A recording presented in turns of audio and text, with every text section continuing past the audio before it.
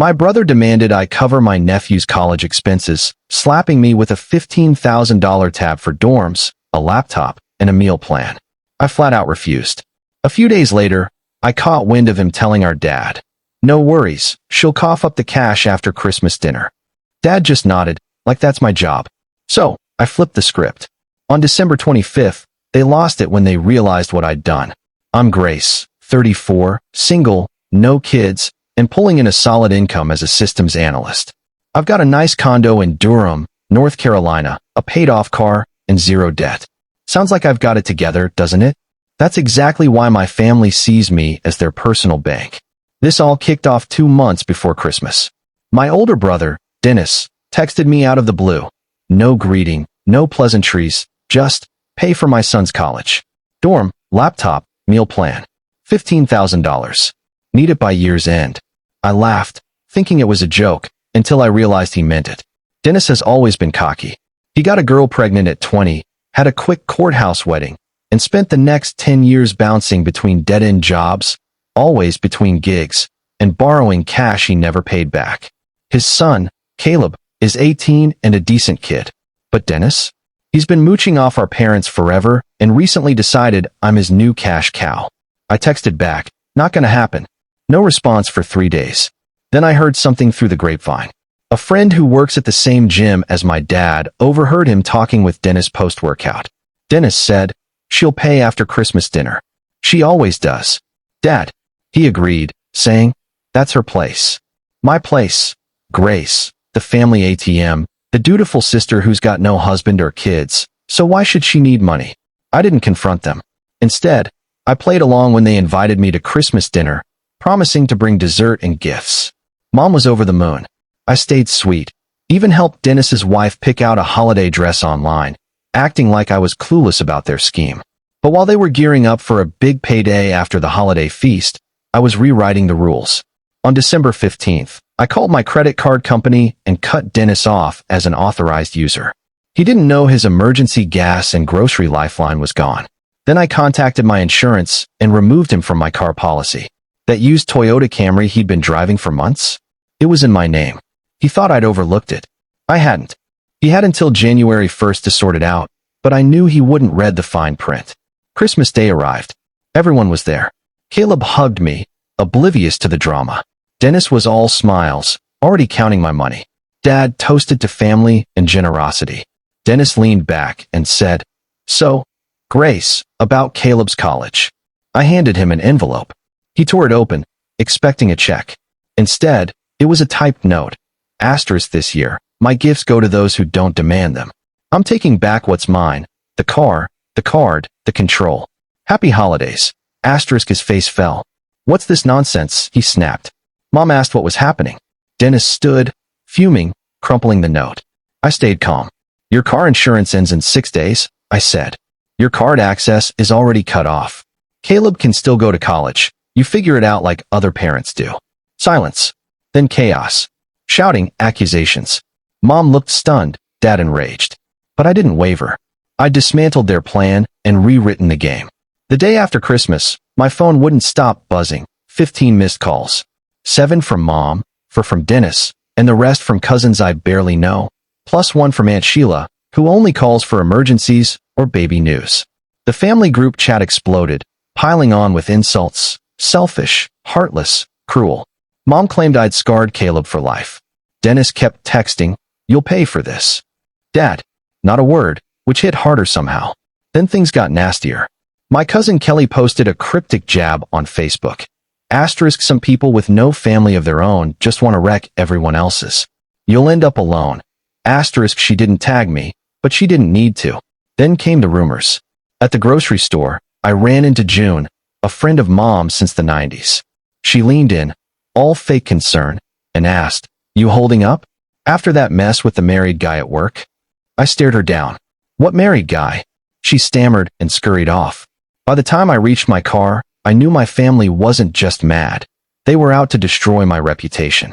The story about me and a coworker? Total fiction. But in my family, truth doesn't matter, gossip does. Friends started texting, awkwardly checking in. "Heard some stuff. You okay?" People assumed I'd done something shameful, like I'd lost it. I wasn't just the bad guy now, I was the family scapegoat. But I wasn't going to let it slide. While they trashed me, I made moves. I left the group chat, blocked Dennis, then blocked mom and dad. I pulled out a spreadsheet I'd been keeping for 6 months, tracking every cent I'd lent Dennis and every bill I'd covered for my parents. $47,000 total.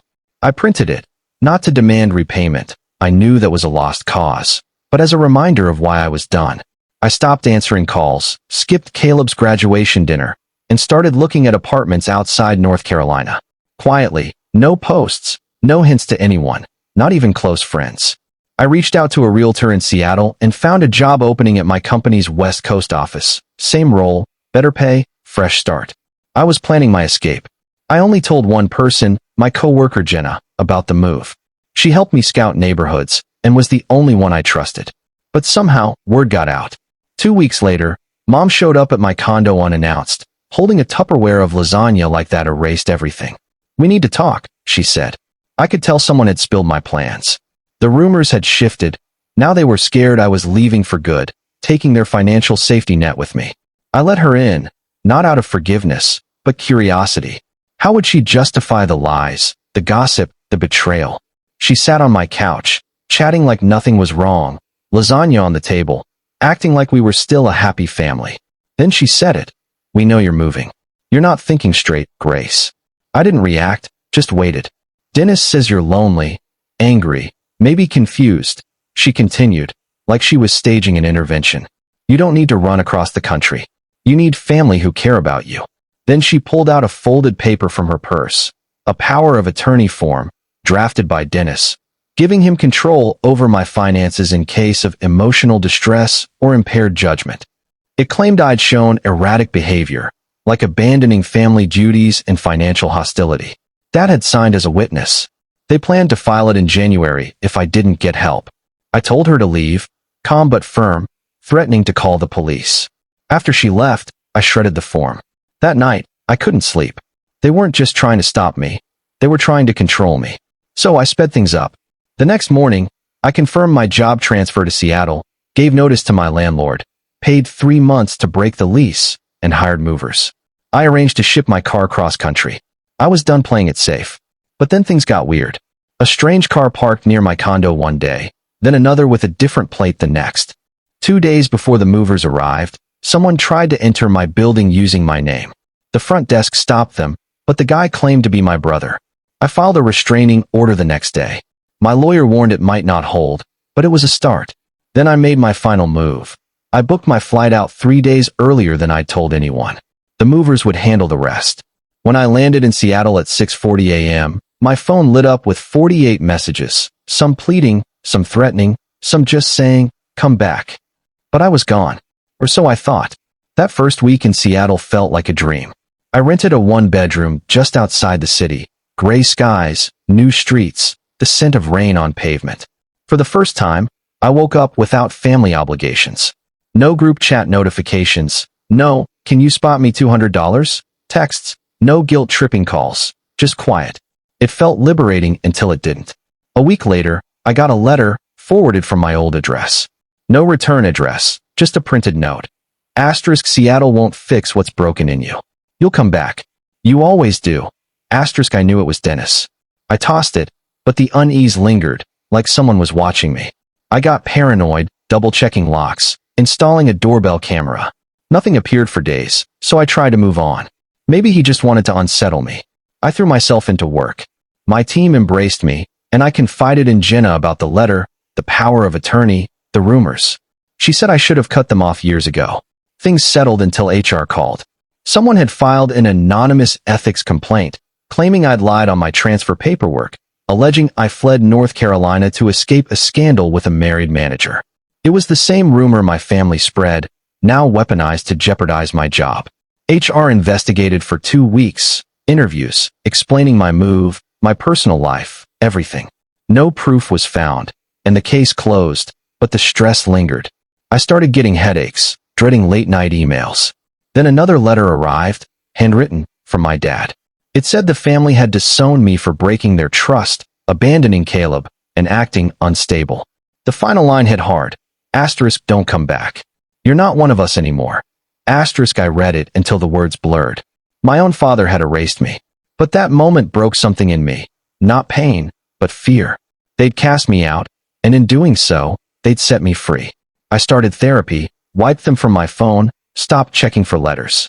I took up hiking, walked by the water, met new people. The silence stopped feeling threatening and started feeling like freedom. Then, 6 months later, Caleb messaged me. Asterisk they want to see you for a few days. They say they're sorry. Asterisk I didn't reply at first, but I thought about it for a week. I asked, is this you, or are they making you say this? He responded instantly, it's me. They asked me to reach out because they think you won't answer them. But I wouldn't have written if I didn't mean it. I told them I'd consider it. 2 weeks later, I booked a 3-day trip to North Carolina. Not for them, for Caleb. I didn't tell anyone else. I flew in late, stayed at a hotel, and met Caleb for coffee. He looked worn but genuine. He didn't push me to see the others, just talked about college and feeling stuck in the family mess. When I asked why they'd changed, he hesitated. They haven't, he admitted. They just want the money. But I think you should come anyway, to say what you need to say. The next day, I went to my parents' house. I didn't knock, just walked in like I used to. They were all there, Dad, Mom, Dennis, his wife, Caleb in the background. Silence at first. Then Dennis stood, like he was running a board meeting. Thanks for coming. Dad said, we've reflected. Things got out of hand. Mom chimed in. Families fight, but we can mend this. I stayed quiet. Then Dennis handed me a folder.